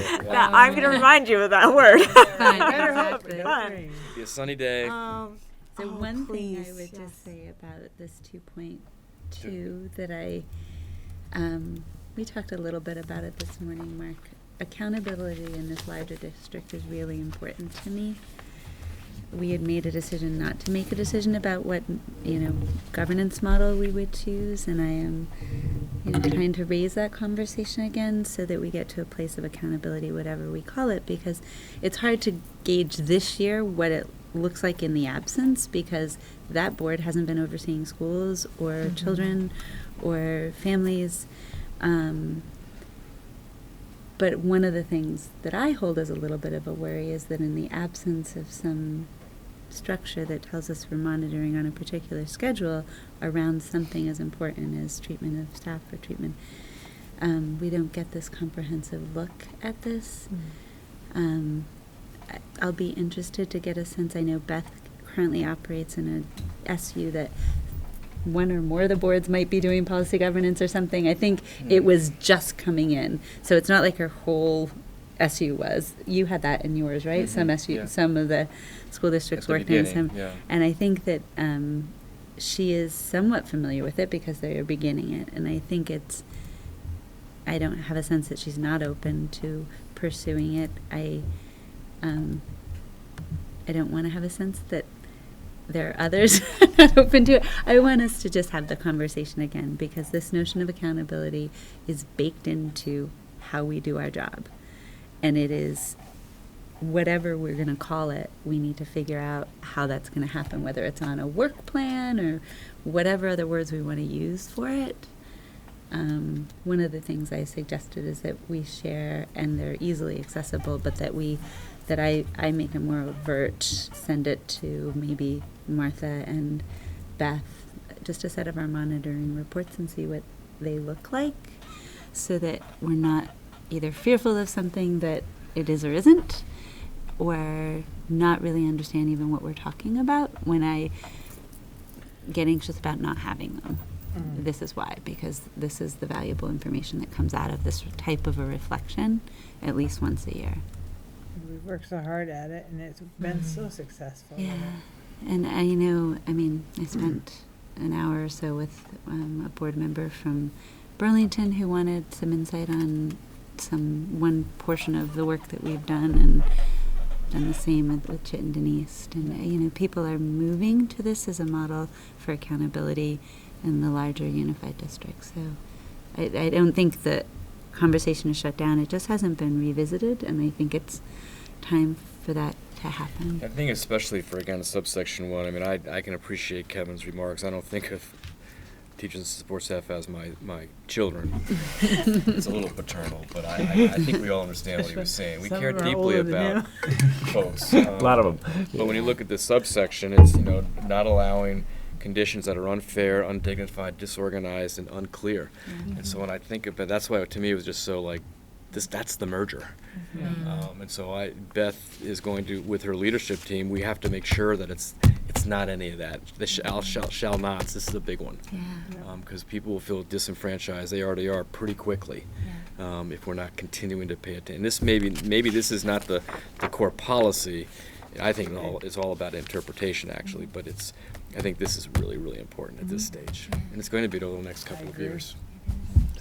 And we just haven't had to navigate without that sort of roadmap that really held us accountable to what we said we were going to do, or what we said you shouldn't do, and then asking you to approve it. And it's just been part of our DNA lately, and it's an angst I continue to have, but I continue to feel very comfortable bringing my voice to that for the impact it has. So again, if whatever the title of the model causes people concern, it prevents that from achieving what we're able to accomplish under this model, I'd happily work with people to come up with what they feel can work.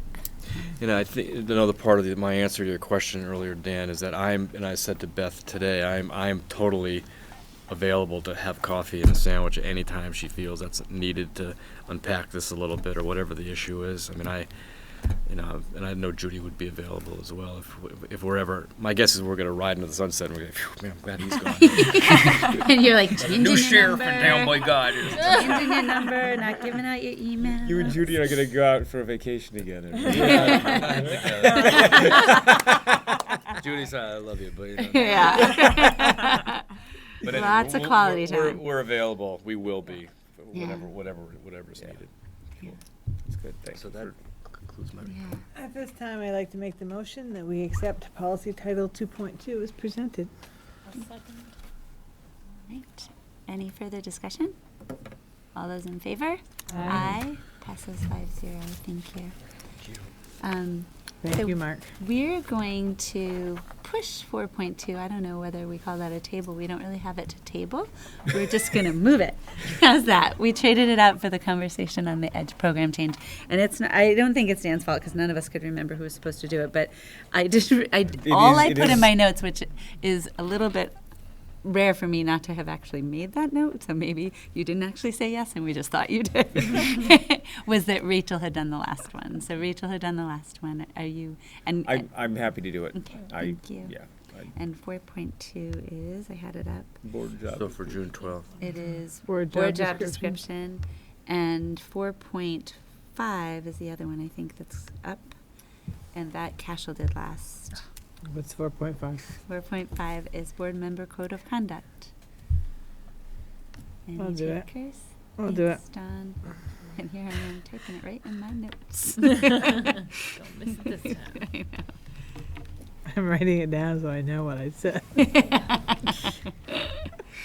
Oh my gosh. So that's part of your agenda for next time. That's right. We will, I think it might be a little bit, okay. Merger updates. So we're on to that, right? I wanted to check on the availability of this board to join the carousel meeting that was already scheduled with the CCSU boards to do sort of a hopes and dreams, or like maybe the first run on a mission vision conversation to gather our collective wisdom from our legacy boards. I know, Dawn, you had talked about it early in the year, and if we are available on the 22nd of May, because there's such a critical mass already What day meeting, is that? it's a Monday. Monday. Oh, that's good. Monday the What 20th. time? I think it's probably 6:30 or 7. 7. They might do later, 7. I will say, Mark was already conflicted and committed elsewhere, so he cannot be there. It's a carousel meeting is what they call it when all of their boards meet together under CCSU, and it was sort of because it was their last meeting of legacy boards, and I think what we had talked about was sort of what are our takeaways that we want to make sure they hear about what's important to us. This will be the new board too? Your Yep, new the ESC new okay. board and all the legacy boards. At the high school library? At the high school library on the 22nd. I confirmed the time. Mark will help Martha and Judy and I, and probably Beth, plan the agenda. I was thinking we'll maybe touch base with Sue and Liz to think about, do we want to do a dry run maybe on the type of questions and facilitate a conversation we might use when we do the mission vision conversations in the fall, or if not, just make sure I want us to be thoughtful about how we structure the conversation so that we can really get meaningful feedback and have everybody feel like they have voice in such a big group. So, but can that work for you guys? Might be That a would be little late. awesome. So Mark will have his hand in it. He just won't be able to be there Yeah, I'm that sorry. night. Okay. And that's Goodness, you know, Mark. throwing We yet could- one we more could set meeting at the on to table. conflict with Tell yet us what another. you want us to say, Mark, we'll say. So No, I have a is it meeting in 7 or Northeast 6:30? Kingdom. I don't know Okay. yet. Okay. We just talked about it this morning and realized they had a meeting already set for their crew. And rather than trying to get all those people on a different date together, That'd be, yeah. it would be great. And it's really important, I think, to all of us that it happened We before need the to end of do the that, year. yep. So that would be awesome. Thank you guys very much. I'll confirm the time on that. Yeah, I'll have to warn that. Yeah. For you guys. Yep. Now, is that a public meeting? Yep. Every time we elected officials get together, it's public unless we're to go into executive session, but there's nothing in our content that would be executive session eligible or necessary, I don't think. Right. I think it's important to sort of. But there may very well be public there Yeah. as well as Yeah. us. There rarely well as are. us being- Sort of like this. There's about as many of these people Well, that you would encourage join them us. to come though. Yeah. To this especially. Yeah. if you- Yeah. The continuity. And I hopefully will make certain that RETN or somebody is joining us for that, and maybe we can double check that with Lorna if we can, or Judy or whomever. But I was excited to hear that that was partially in the works, and that Good. I'm glad to hear it can work for you guys. So thanks so much. Other merger updates: we continue to be working through negotiations and having productive conversations with our teacher colleagues and support staff colleagues. So that's positive. What else, Mark? It's been a long day. Oh, we hired a chief operating officer, Brian Donahue, whom some of you might know. He, if you don't know him, he's got 4 kids, 1 left at the high school, the others are older. Their kids, they used to live in the town, and they moved to the Junction, I think, when the boys were in the middle school, and they're in college now. And he used to be the chief financial officer at CCSU before he went and became the chief financial officer at VPR. And he's served as chair of their high school board and the CCSU board for a number of years. So he comes as just, and they've done a bunch of capital improvement work at VPR, and he is uniquely well qualified for this. And he gets what's important about the money and the math and the numbers. It's the story it tells. He's passionate about it, public education. We are so lucky. I'm That's why really people were excited. congratulating him on Saturday night. Yeah, yeah. I get it. Yeah, no, that was just an awesome fit. That was a pleasant surprise, and Nice. we're very lucky for that. That's terrific. I think I'm trying to think what else, Mark. The transportation is still in the works, I'm sure. We had a good meeting today, if that's moving along. Oh, good. Should draft routes probably another week or so. Wow, Yep. that's exciting. That it is. will not miss that. That's will you? going to the sunset is a good thing. Yeah, I was Right? gonna say. I want you on day one to be sitting out here with a cup of coffee and like your bathrobe. The recliner. Read the Essex Reporter the following week, the second week of school. See what Yeah. happens. Only kidding. It'll be fun. No, it'll be good. There's already been, I've heard some positive about the calendar for one. The number of people who are very excited about the calendar Good. is unbelievable. That's great. So- I haven't heard and, anything. I've heard quite a number, and maybe because I have kids it in the high aligns, school, yeah. and You I have one think calendar. that Both, yeah. having the one calendar Yeah. and just feeling like it's more. I've heard Good. a lot of good feedback, Great. and then Yeah. I've with Friends of the Junction, the possibilities for a lot of them that work, of potentially having busing and how that would look, and a lot of interested people to hear what's going to be going on. So, Good.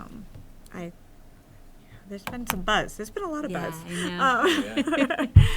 So, The Voices for Education group is hosted or sponsored the event on Saturday.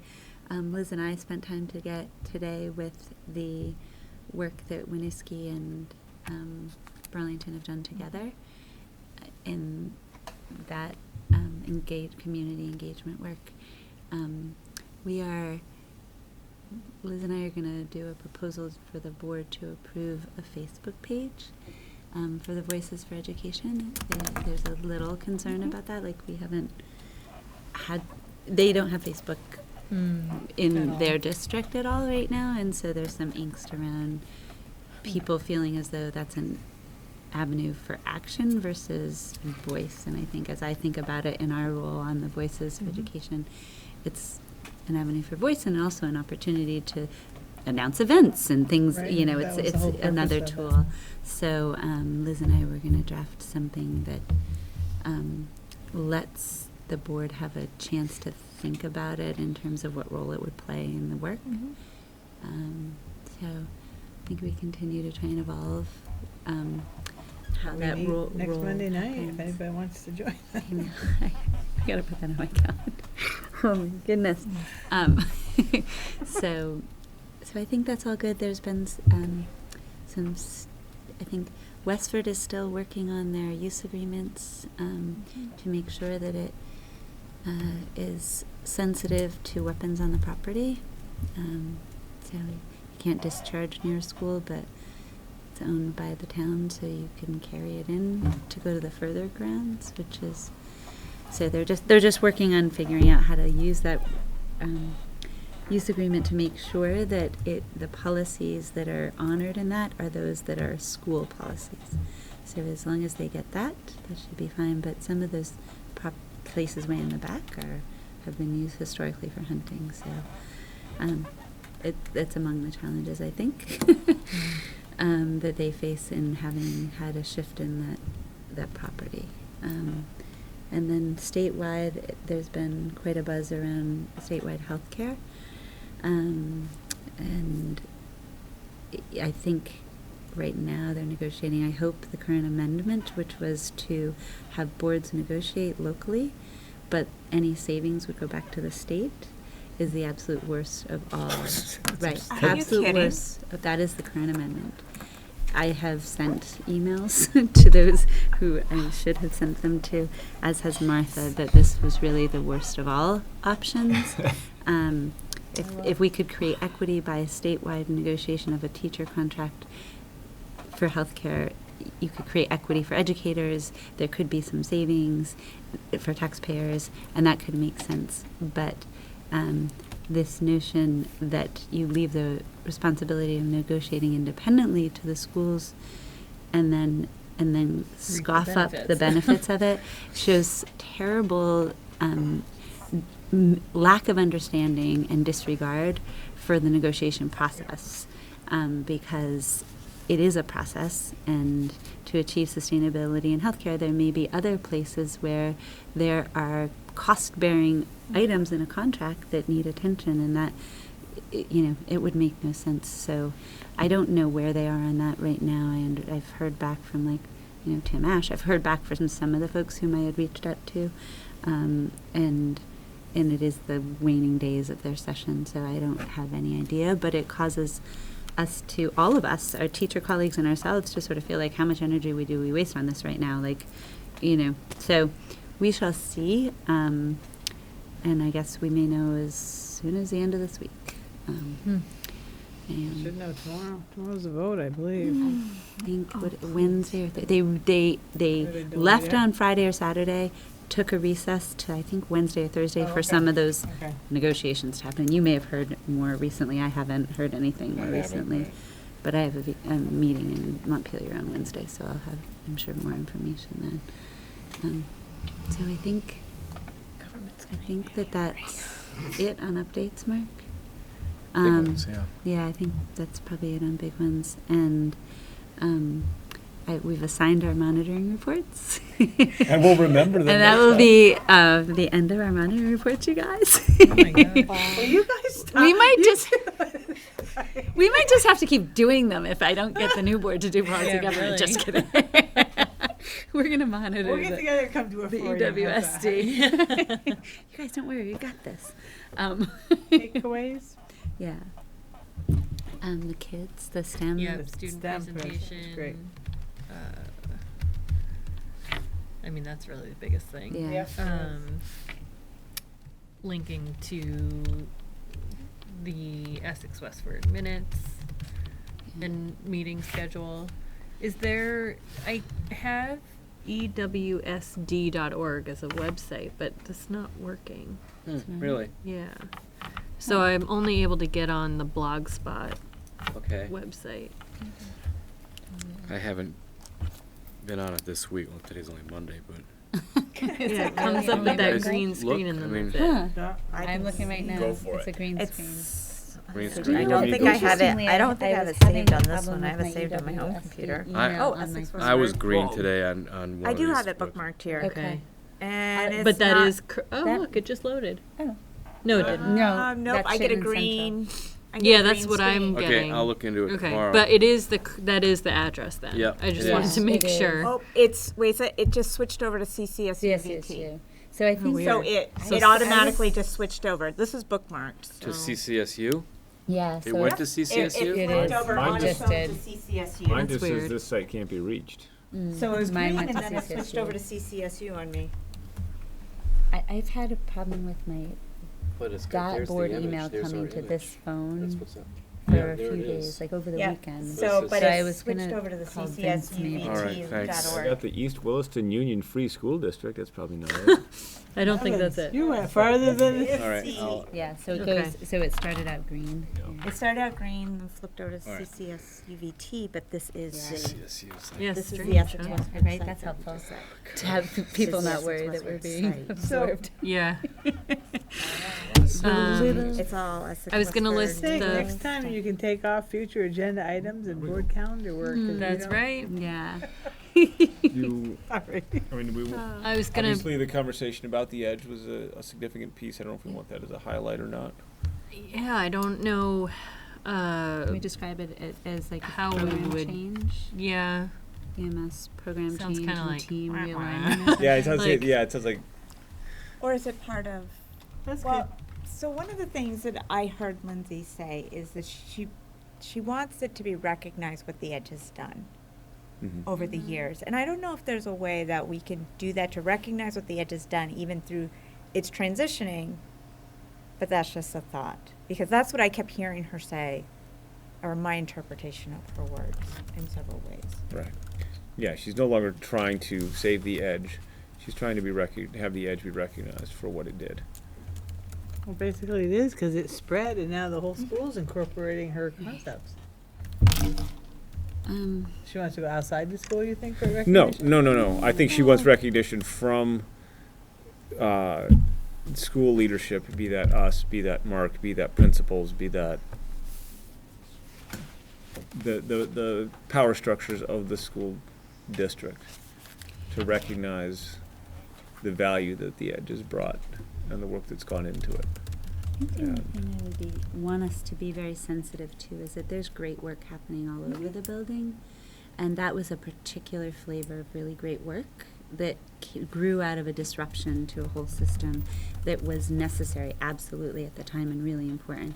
And I think what we wouldn't want to set Lindsay up with, for example, would be that a singular edge highlight of that body of work as it's sort of closing be more dramatic, that others feel slighted, and that the collegial working together, that I think is where she can really be powerful in connecting with her colleagues and sharing. I would want us just to be sensitive to how that's framed, and I don't know that it's necessarily about a board takeaway as much as, Kevin called it bleeding, spreading, whatever. I don't know. Do you want to try a bullet on it, Dan, and we can read it for that sensitivity, to include in this, or I almost think more like, if we're going to talk about all the changes next month, yeah, I think that this is something that can be incorporated within that. Mhm. And I think that feels more organic in terms of highlighting Yeah. the changes. mm-hmm. I don't know. Because those families who are affected by it have been informed, right? I'm sure. Yeah. They said letters went out. Today. Yeah. So we can certainly say that we got an update on EMS program changes and realignment of teams, and more information to come, with June updates on Mhm. personnel. I think that's pretty Yeah. reasonable. Yeah, and, that's good. and class size, reviewed across the district. Does that sound We're gonna do that like on what the we would 12th, yeah. probably do? And I think that's a good idea, Rachel. Yeah, because there were some really cool things that have grown out of this, which are awesome, that all of us benefit from, Yeah. or the whole school benefits from. So that is cool to be able to acknowledge and recognize, and in a way that it's been inspiring versus good versus bad, or the right way to do it or the wrong way to do it, any of that divisiveness that won't benefit growing that further, I don't think. So I don't know if we have 3 That makes takeaways, sense. but I was gonna put the CHIPS 5K. Definitely. Perfect. Yay. And then the last day of school, because I failed to post that last time. Not that Okay. everybody doesn't already know it, but Yeah. the school count and Lincoln. Yeah. So we get Yeah. another snow day. Oh gosh. Oh my gosh, it was It sleeting was sleeping. today. I was going to Yeah. say. I could not believe when I looked Somebody outside. was I was sick. like, you It's got because to you be live up in the woods. People were so grumpy this day. God. No, enough already. Yeah, I was all over Enough. But didn't we Facebook have- today, too, like, ugh. We had rain, horrible rain one year that actually, I we- remember we- there. Flooded out. Well, we Yeah, I remember that, 4 thinking that it was years too ago. late in the year for Oh a my gosh. snow day, but Right, then and we some of ended us up who with were near the lowlands or whatever, we're like, why are we flooded? And you're like, there are roads washed out. yeah, and you drive Weed Road and go, oh, Yeah. it's gone. Yeah, yeah. yeah. That was, remember That that was big it. chunk That came out of was there? it. Yeah. Oh my Weed gosh. Road. Reed Yeah. Road. Wow. Was it Wow. Mailer? I also Closed for months. I also liked the hurricane day because it was the nicest day of the year. That was. That's touchy, don't go there on that one. That's a touchy subject, I remember that. I think it was Oh my the gosh. appropriate call because that storm could have come a 10 degrees That's different right. angle, and I got some we would have been feedback. it would have been us instead of. I love that you call it I- feedback. If there is no other business, I make Okay. the motion to adjourn. Thank you. Second. Second. All those in favor? Aye. Passes 5-0. Thank you. Thank you, RTN. I served everything I've ever been. Only one more meeting. One more meeting here.